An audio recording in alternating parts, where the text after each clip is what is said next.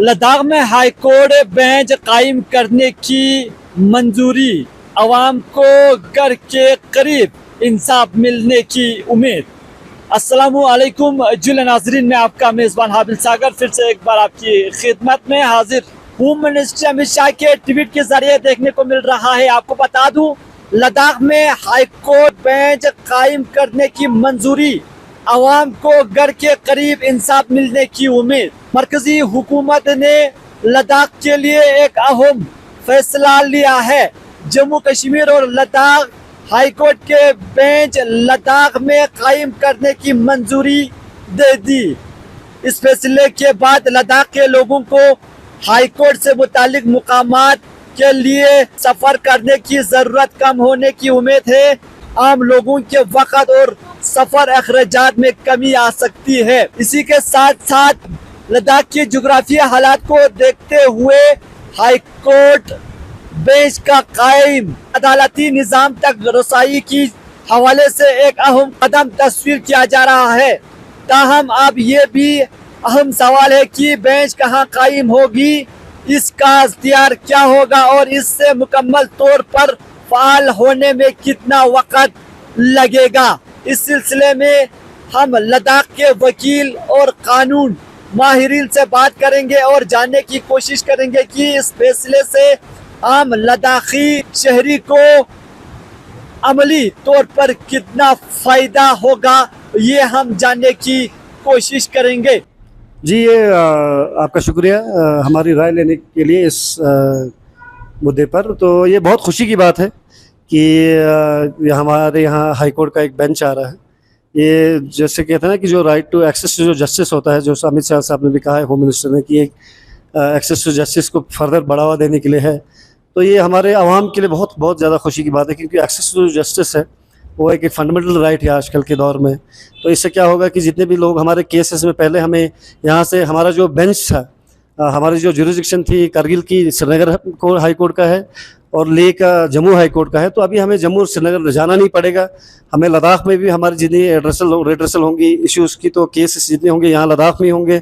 उससे हमारे आवाम को बहुत ही ज़्यादा फ़ायदा होगा, क्योंकि हमने देखा है कि जब से हमारे यहाँ कैट आया, सेंट्रल एडमिनिस्ट्रेटिव ट्राइब्यूनल, लेह में भी इनफैक्ट कल है 22 तारीख को एक बेंच आने वाला है। और सिमिलरली करगिल में 14 से 16 जुलाई तक यहाँ पे करगिल में हर महीने, हर एवरी 2 मंथ्स ये आता है हमारे डिस्ट्रिक्ट लेह और करगिल में। तो बहुत ही उससे लोगों को फ़ायदा मिलता है, हमारे आवाम को फ़ायदा मिलता है, क्योंकि आपको एक्सेस जो जस्टिस को है वो अपने डोर स्टेप पे मिलता है।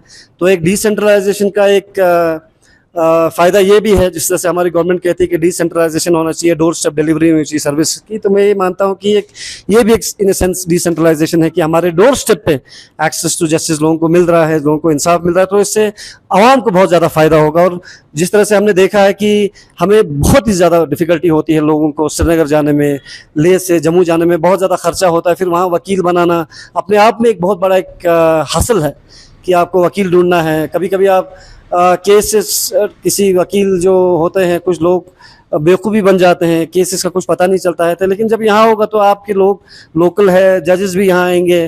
तो उम्मीद ये भी है कि इससे हमारी जुडिशरी में भी हमारी पार्टिसिपेशन लद्दाख के लॉयर्स की बहुत ज़्यादा होगी। हमारे आने वाले जो लोग हैं, जो नए जो अपकमिंग लॉयर्स हैं, जूनियर लॉयर्स हैं, उनके लिए एवेन्यूज़ बहुत बढ़ेंगी, क्योंकि हाई कोर्ट अगर आएगा तो हमारे यहाँ से जज भी बाहर से एलिवेट होता है, जजेस जैसे आपको पता है। तो उस तरह से एलिवेशन भी होगा। हमारे लोगों को, यहाँ के लोकल जो लोग हैं, उनको हाई कोर्ट में बहुत सारे पोस्ट्स होते हैं, उस पर भी ऑप्शन मिलेगा। जो रोज़गार का एवेन्यू है वो बढ़ेगा और मखसूस हमारे एक्सेस टू जस्टिस जो बढ़ेगी। और आवाम को जो डिफ़िकल्टी होती थी एक्सेस करने में जस्टिस, वो बड़ा दुश्वार होता था, वो बहुत कम होगा। और हमारी एपेक्स और केडी की आपने देखा होगा कि हमारी हमेशा लद्दाख की डिमांड रही है कि जब से हम यूटी बने कि यहाँ पे एक सर्किट बेंच कम से कम होना चाहिए और हाई कोर्ट का एक प्रॉपर बेंच यहाँ पे होना चाहिए। तो वो भी एक डिमांड लोगों की है। तो डिमांड पूरा हुआ तो बहुत पूरे आवाम के लिए बहुत ही खुशी की बात है ये। जी जी, तो वकील साहब, जिस तरह से कुछ केस के लिए यहाँ से जम्मू कश्मीर जाना पड़ता है, क्या इससे अभी भी जम्मू कश्मीर जाना पड़ेगा कुछ केस के लिए, या पूरा यहाँ पे स्टेप्स? नहीं, जितनी मेरी अंडरस्टैंडिंग है, as far as my understanding is concerned, तो मुझे ऐसा लगता है कि आपको जाना नहीं पड़ेगा अनलेस आपका कोई अपील होगा जिसमें डिवीजन बेंच में जाना होगा। तो आपको शायद मेरा ये मतलब मानना है कि फिलहाल शायद सिंगल बेंच ही आए यहाँ पर, ताकि उनसे अगर फर्दर अपील करना होगा तो डिवीजन बेंच के लिए शायद हमें जाना पड़े। बट मुझे ये भी उम्मीद है कि शायद डिवीजन बेंच भी यहीं होगा, क्योंकि ये एक शुरुआत है। तो इससे अगर 2 जजेस बैठते हैं डिवीजन बेंच, अगर चीफ साहब अभी कभी बैठेंगे यहाँ पे लद्दाख में, तो उसके फिर आपको जाने की ज़रूरत भी नहीं पड़ेगी। लेकिन इनिशियल स्टेप में, इनिशियल स्टेज पे बहुत ही खुशी की बात है कि ये इनिशिएटिव हुआ है, तो उससे लोगों को जम्मू और श्रीनगर तो बिल्कुल जाना नहीं पड़ेगा। अनलेस अपील में जैसे हाई कोर्ट से सुप्रीम कोर्ट जाता है, वो तो शायद सिलसिला रहेगा continue. But at the same time मैं ये भी आपको कहना चाहता हूँ कि इससे हमारे लोगों को फायदा तो होगा ही होगा, साथ में हमें इसको देखना पड़ेगा किस तरह से इसको इम्प्लीमेंट फर्दर करते हैं। तो जिस तरह से हमारा कैट है वो 2 मंथ्स में एक बार बैठता है, विंटर में बैठते ही नहीं है, तो ये जो कोर्ट होगा वो रेगुलरली बैठेंगे तो लोगों के लिए बहुत अच्छा है। रेगुलरली परमानेंट बेंच यहाँ पे होगा तो वो बहुत अच्छा हमारे लोगों के लिए होगा, ताकि लोगों को आगे दूर जाना ना पड़े। और सबसे अच्छी बात ये होती है जब आपका कोर्ट आता है यहाँ पे, क्योंकि हाई कोर्ट कॉन्स्टिट्यूशनल कोर्ट होता है, तो आपकी एवेन्यूज बहुत बढ़ जाती हैं। आपको किसी ऑर्डर से आप एग्रीव्ड हो, किसी ऑफिसर से एग्रीड हो, या आपको पीआईएल करना हो, वो बहुत लोगों को, हमें पीआईएल लोग इसलिए नहीं कर पाते थे क्योंकि हमारा हाईकोर्ट जाना ही अपने आप में एक मुशक्कत होता था, फिर पैसे देने होते थे, वकील बनाना होता था, पता नहीं चलता था। ले से किसी को जम्मू जाना पड़ता था, जैसे चांगथांग से कोई ट्रैवल कर रहा होगा, झांसर से कोई श्रीनगर ट्रैवल कर रहा होगा, या द्रास से किसी को जम्मू में किसी का मैटर होगा, बड़ा डिफिकल्ट होता था। तो ऐसे में वो बहुत एक्सेसिबल हो गया है। पीआईएल का जो स्कोप है वो बढ़ जाएगा। लोगों को जो एडमिनिस्ट्रेटिव के हवाले से कोई आर्बिट्रेरीनेस होता है या किसी पे कुछ गलत होता है, तो उसको इमीडिएटली आप हाईकोर्ट में चैलेंज कर सकते हैं, क्योंकि हाईकोर्ट का जो डोमेन होता है 226 में, अदरवाइज ऑल्सो हाईकोर्ट का डोमेन बहुत बड़ा होता है सिविल कोर्ट से, तो बहुत सारे ऑप्शंस हमारे लोगों को खुलेंगे। तो इससे इंसाफ होगा, लोगों को जस्टिस होगी, और ट्रांसपेरेंसी भी मुझे लगता है इससे ज़्यादा बढ़ेगी। जब हाईकोर्ट का एक बेंच होता है तो इससे हमारी एडमिनिस्ट्रेटिव एग्जीक्यूटिव पे भी एक बहुत बड़ा इंपैक्ट पड़ता है।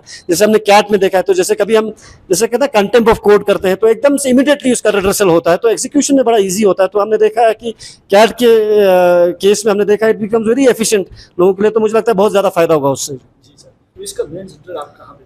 जी, मैं ये समझता हूँ कि जिस तरह से अमित शाह साहब ने भी कहा है, और जिस तरह से लॉ का प्रिंसिपल भी ये है कि जब एक्सेस टू जस्टिस होना चाहिए, और एक्सेस टू जस्टिस का मतलब है कि आपको एक्सेसिबिलिटी होनी चाहिए, कि आप उसको अप्रोच कर सकें, रुजू कर सकें कोर्ट को। तो इसलिए ज़रूरी यही है कि जैसे अगर लेह में कोई बेंच हो या करगिल में, दोनों जगह पे बेंच होना चाहिए, ताकि जो दूर दराज के लोग हैं, जैसे अगर सपोज सिर्फ लेह में अगर हुआ, तो द्रास से किसी को अगर जाना है विंटर में खुसूसन, या जांस्कर से किसी को जाना बहुत दूर पड़ेगा, या सिर्फ करगिल में अगर बेंच रखेंगे, तो जिसे सोचे कि नुब्रा से किसी को आना होगा, चांगथांग से आना होगा, तो बड़ा वो जो एक्सेस ऑफ जस्टिस जो हम कहते हैं एक्सेस टू जस्टिस, वो मुझे लगता नहीं हो कि कंस्ट्रक्टिव होगा, वो फुलफिल होगा। इसका पूरा जो हमारा जो नियत है एक्सेस टू जस्टिस का फुलफिल नहीं होगा अनलेस आपको सही मायने में, क्योंकि लद्दाख बहुत सबसे बड़ा रीजन पूरे कंट्री में एक सबसे बड़ा एक रीजन है कंट्री का, 60,000 स्क्वायर किलोमीटर का एरिया है, उसमें डिस्टेंस बहुत बड़ा मैटर है, खुसूसन विंटर्स में जब एवेन्यूज बहुत कम होती है ट्रांसपोर्टेशन की। तो ऐसे में मेरी ये मतलब उम्मीद है कि क्योंकि एक्सेस टू जस्टिस के लिए तो कम इसको पैरिटी पे,